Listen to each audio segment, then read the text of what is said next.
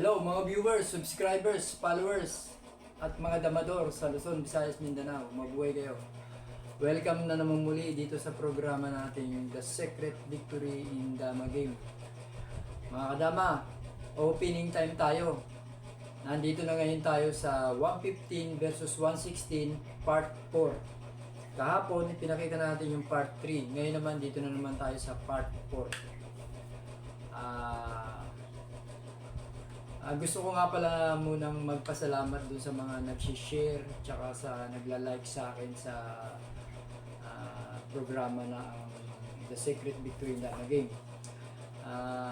Maraming salamat sa pagla-likes nyo, share, at tsaka sa follows dito sa programa ko.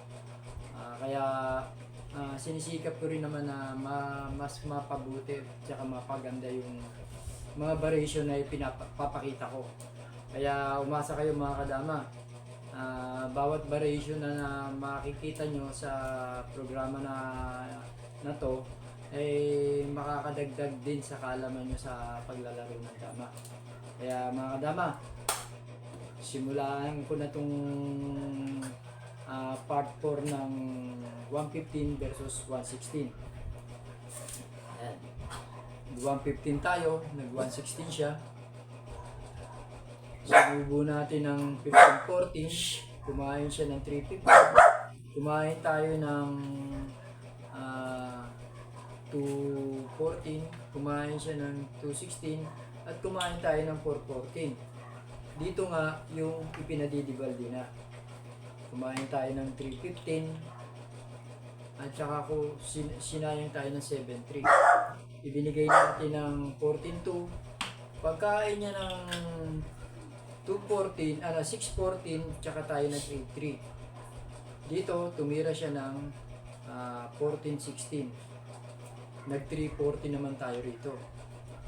Hindi agad siya bumaba ng 16-13. Ang ginawa niya, nag 3-13 lang siya. Dito, ang sinagot natin dito, 7-2. Tumira siya ng 8-3, kaya tumira tayo ng 12-7.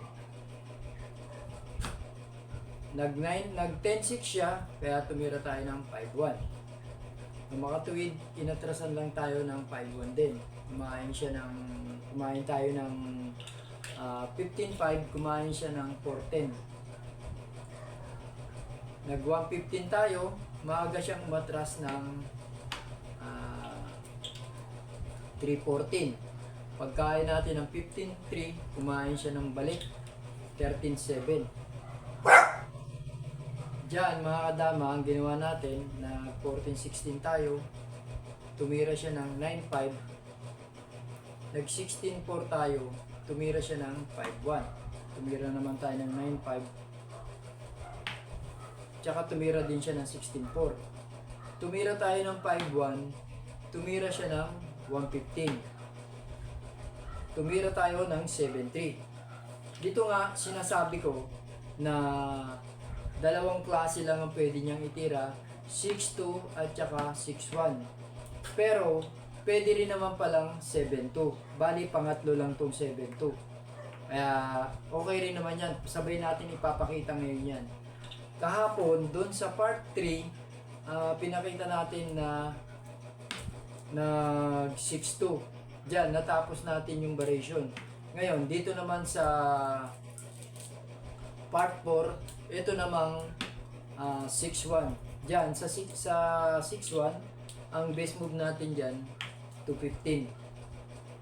Ngayon, choices na ng itim kung anong base move niyong ititira. Pwedeng 7-3, pwedeng 11-6. Dito muna tayo sa 7-3. Pag 7-3, dito lang tayo sa 6-2. Yan. Pag 6-2 niya,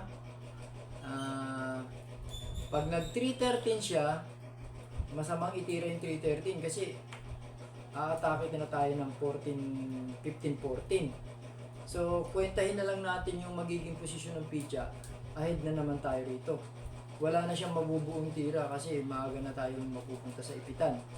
At saka maiipit na siya, mapupwersa yung pitcha niya na marirealan natin siya ng maayos eh. Kaya hindi magandang itira yung 313. So ibig sabihin lang, halimbawa naman 12.8, yan. 12.8 ang itinira niya. Tayo, 313 lang.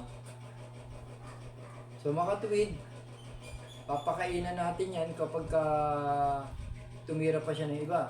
So ang gagawin niya, susubuan tayo. Sinubuan tayo ng 314, kumain tayo ng 15.3, kumain siya ng 8.14. Dito natin ititira 11.6 para sa ganun takutin siya, dadalawahin natin siya. Yan. Kung sakaling tumakip siya, dahil dadalawahin siya ng walang ganti, sasaluhin niya para may ganti. Diyan sa part na yan, may panalo na tayo kasi malalansi na siya pag sinalo niya. Bibigay lang natin to at ibibigay natin yan. Tsaka natin siya susubuan ng 215. So makatuwid, tatatlo tayo. Yan, pakita ko lang. Yan. Anong posibleng kasunod niyang tira? Siyempre, bababa siya para dumama. Maagapan natin. So makatuwid, lamang tayo dyan. Tsaka posible pa siyang matalo. Ito naman yung nagsi-7-2, mga kadama.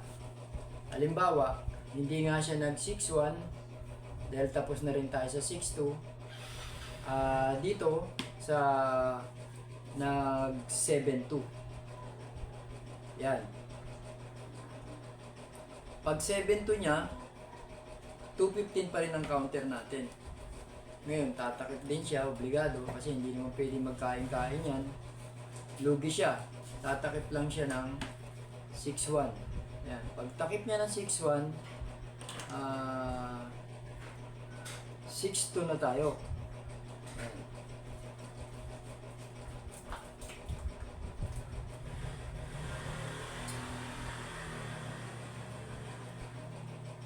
Diyan, pag tira niya ng 12-8, titira lang tayo ng 214.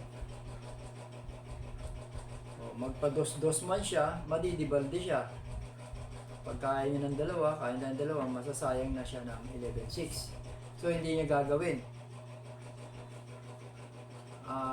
Best move niya rito, siguro 8-3 lang. Yan.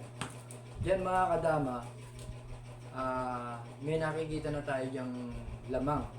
O baka may panalo pa tayo. Ito lang ay papakain natin mga kadama. Yan.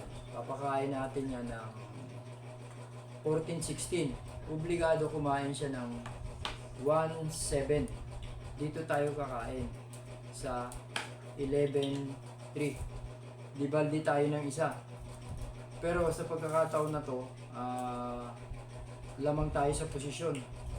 So, ang best move niya dyan, kung hindi 313, mag-214 lang siya. Pagpalagay na natin 313. Yan, kumain tayo dito.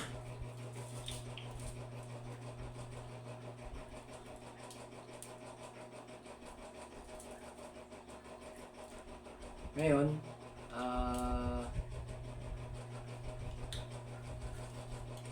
kung pababalikin niya man tayo, madidibalde siya. Kaya